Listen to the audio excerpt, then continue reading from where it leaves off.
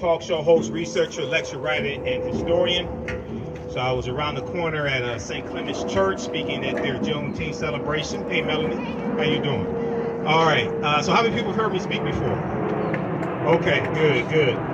So this today I'm going to speak for about 30 minutes, and what I want to do is I want to speak really for about 20 minutes, and then I want to open up for questions and answers if I can, because understanding the learning process, oftentimes we learn more from answering questions than just listening. So I want to engage the audience as well.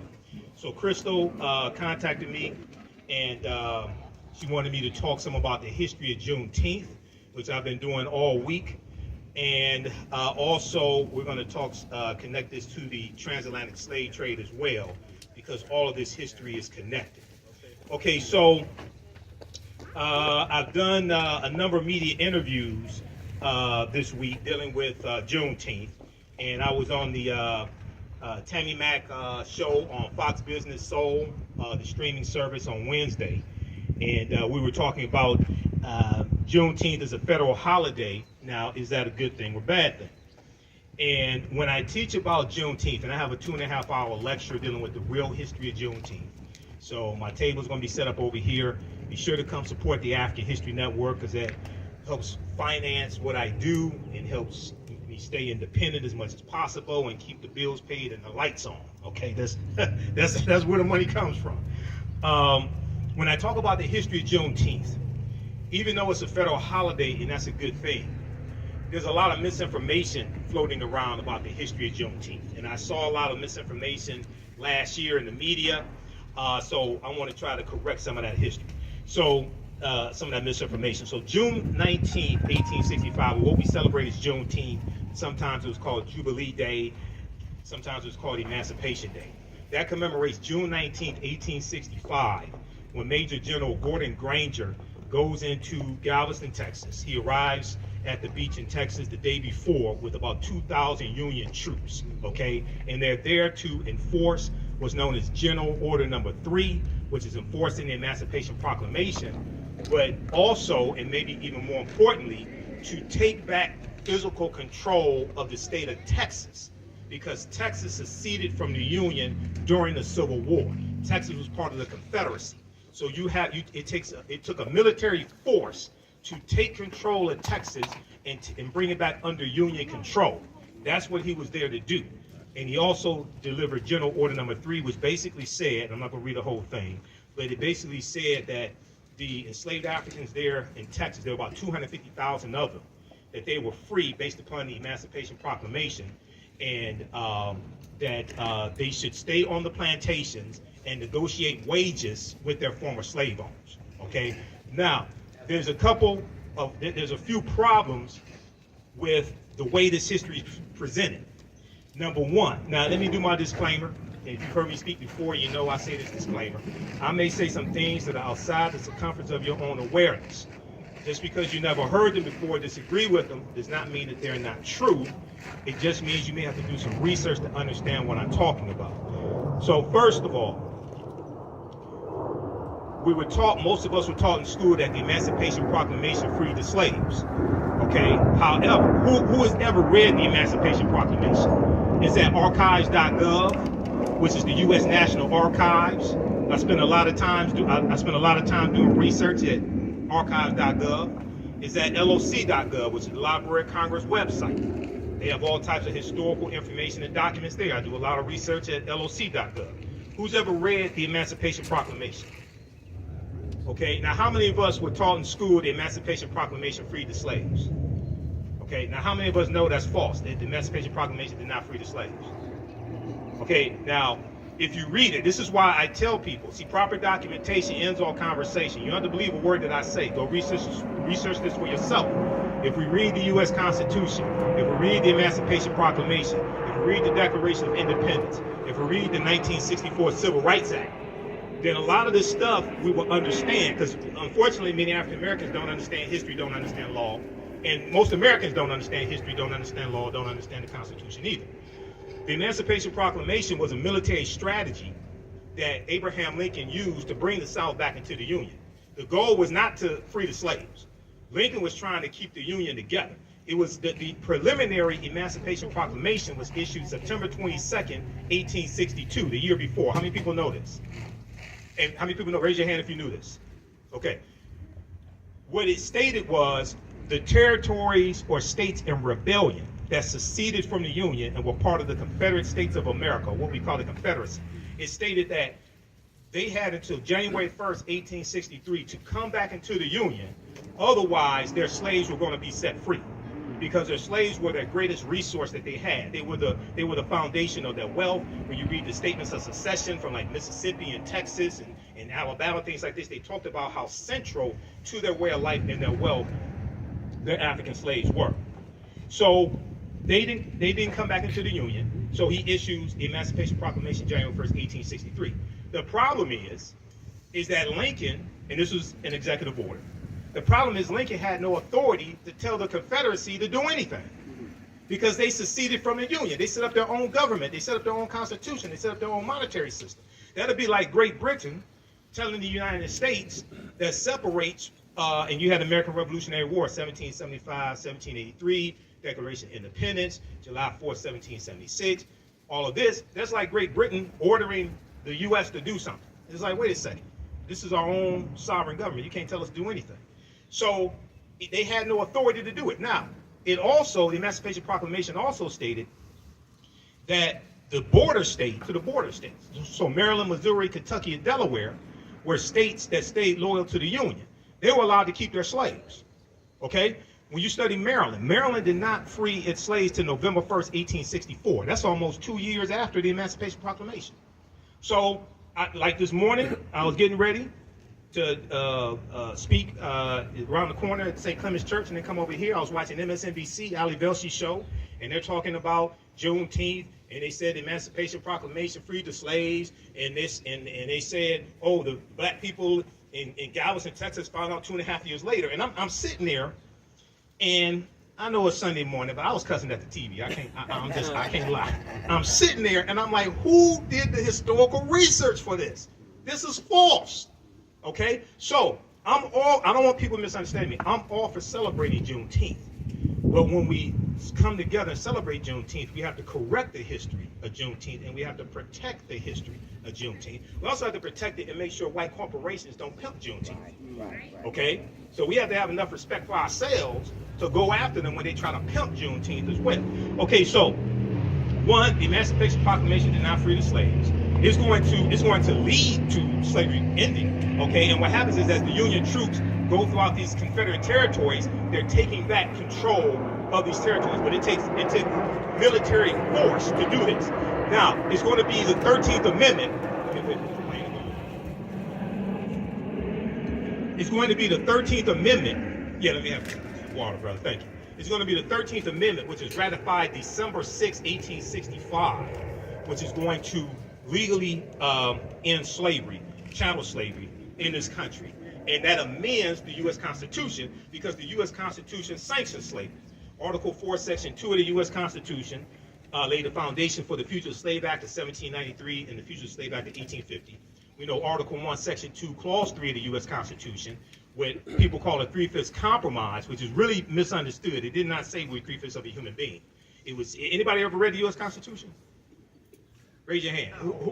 Is there anybody ever read the U.S. Constitution? Yes, I do. We all should read the U.S. Constitution, because it's directly related to law today. If we understood the U.S. Constitution, we understood law, we could flip all this stuff overnight. Because then we would see why our votes are being suppressed. Right. Okay? It's just like you had people who didn't understand the law January 6, 2021, and they said the president invited us here to the Capitol. Well, the president's house is the White House, 1600 Pennsylvania Avenue. He has no control over the U.S. Capitol building. That's the legislative branch of government. That's a co-equal branch of government. The powers of the executive branch are in Article 2. The powers of the legislative branch are in Article 1. He has no authority to invite you to the Capitol building. That's why you were trespassing. But if you had read, you wouldn't be catching the case right now. This is what happened. So there was an article from CBS News. They did a segment, CBS This Morning, January 19th, 2021. I talk about this on my show a lot. It deals with how most Americans don't know what's in the U.S. Constitution. And they went out on the street, and most of the people they talked to were white. And they were asking them things, how many members of the House of Representatives are. We looked explaining. Are we near the airport? Yeah. Okay, all right. Yeah, that's right. So they were asking them questions like, how many members in the House of Representatives are there? They were asking them basic questions. Most Americans, most people can answer the question. There was a study that came out about 2018. It's like a Gallup poll or something like that. Alabama.com has this article, AL.com. You can research this. Almost 2/3 of Americans could not name the three branches of the federal government: judicial, executive, and legislative. Almost 2/3. 1 in 5 Americans cannot name one of the three branches of government. Okay, that's schoolhouse rock. I'm gonna build on Capitol Hill. I learned that like watching Saturday morning TV in the 1970s. Right. Okay, but this is how dumbed down the American electorate is. So when it comes to understanding history, this is why most Americans don't understand history. There was an article that came out from New York Times from June 16, 2021. So this was the day before President Joe Biden signed the bill into law. We know it passed the House of Representatives, passed the U.S. Senate, sponsored by Representative Sheila Jackson Lee of Texas, who is also the sponsor of H.R. 40 as well in the House of Representatives. This article, everybody should read this, New York Times. Most Americans know little or nothing about Juneteenth, poll finds. So this poll that was done by Gallup found that about 62% of Americans at the time knew nothing at all or a little bit about Juneteenth. Now, I would argue, now they go on to say, the holiday celebrating the end of slavery in the United States. Slavery didn't end on Juneteenth, on June 19, 1865. Okay? And one of the reasons why it didn't, let me let this point go.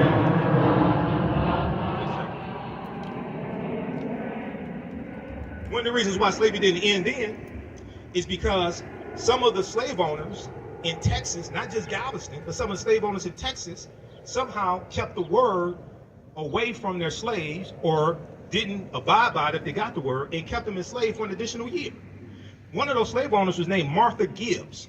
Not Marla Gibbs, not 227, there's no place like home, no place child, not Marla Gibbs. I'm talking about Martha Gibbs. Martha Gibbs was a white slave owner from Mississippi. She leaves Mississippi and takes her African slaves into Texas at gunpoint. Wow.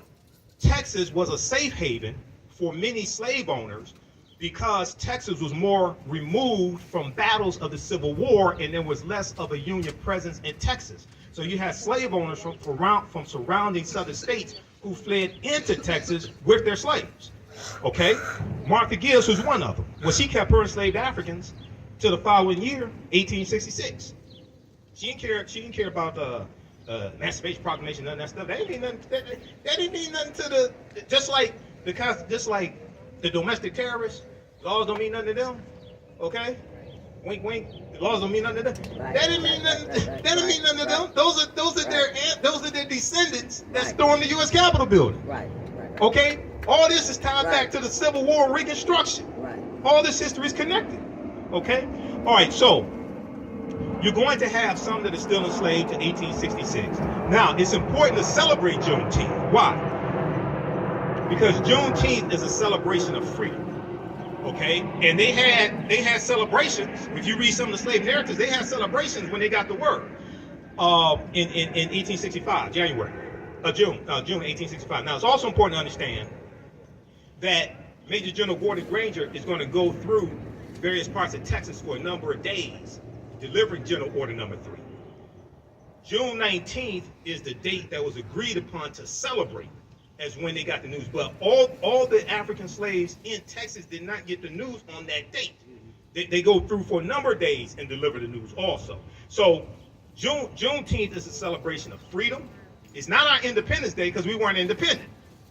We still ain't independent today because about 97% of African Americans work for white people. Okay. Now I'm not saying go quit your job. That's economic suicide. I'm not saying quit your job, but I'm saying that's not Independence Day. That's Emancipation. You can say Emancipation Day. You can say Freedom Day.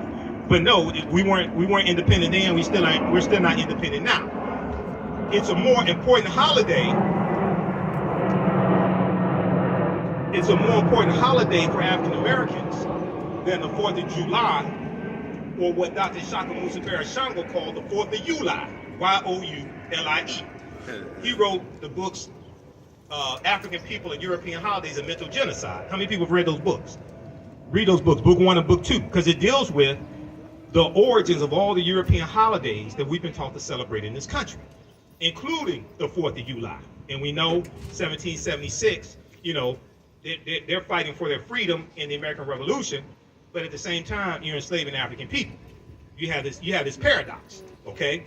All right, so, let me check on time. All right, so there are 4 components that have to be incorporated. When I teach about Juneteenth in the interviews, media interviews I did, and also Ken Coleman interviewed me for Bridge Detroit.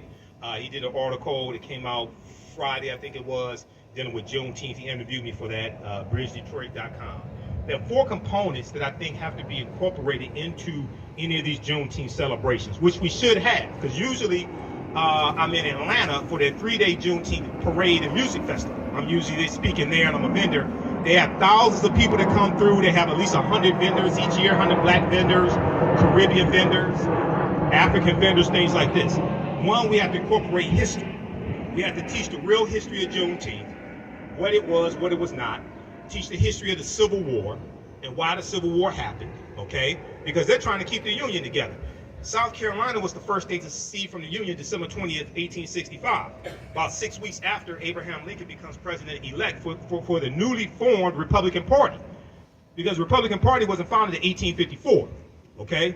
Somebody called into my show. He tried to be a wise guy. He called into my show a couple weeks ago. He said, which political party owes reparations to black people? I said, well, you do realize for the majority of the time slavery existed in this country, you didn't have a Democratic or Republican Party. Because the Democratic Party wasn't founded in 1828. They were called Jacksonian Democrats, named after President Andrew Jackson. Republican Party was founded in 1854 as a backlash to the Kansas-Nebraska Act, because they were it was a backlash to the spread of slavery in the Kansas and Nebraska territories. So the majority of the time that you have slavery in the history of this country, you don't have a Republican or a Democratic Party. And many of the founding fathers, even though they may have been slave owners, many of them were against political parties because they thought it caused division in the country. So you're talking about reparations largely coming from the federal government, okay, regardless of political party.